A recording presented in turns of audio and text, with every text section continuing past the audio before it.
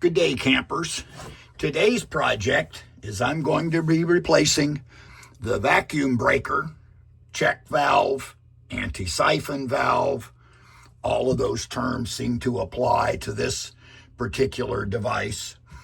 I've noticed that a lot of the fittings in here are plastic, so I've decided while I've had this apart, emptied the cabinet and all of that, that I'm going ahead and replace these fittings with brass, along with the one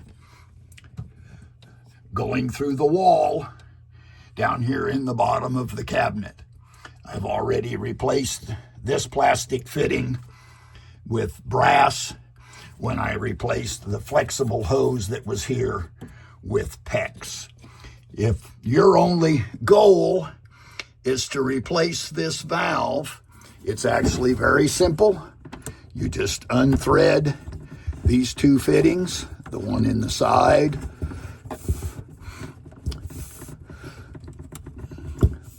and the one in the bottom, remove it and install the replacement valve. I'm going to go ahead and replace the fittings, and we'll talk about those later.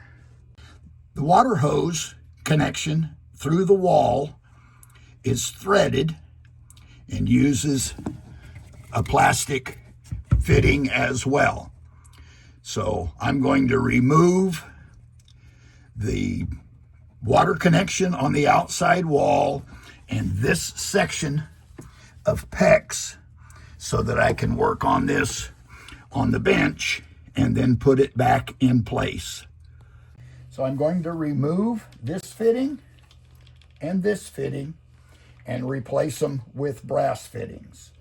Because the length of this line is already pre-measured for its location, rather than cut PEX and reinstall the new fitting, I'm going to remove this clamp, take my heat gun, heat the PEX, pull one fitting out, put the other fitting back in.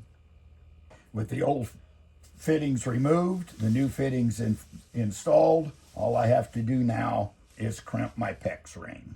I've now reconnected the threaded fitting to my water hose connection. I'll reinstall this to the wall and go inside and finish the other side of the black line.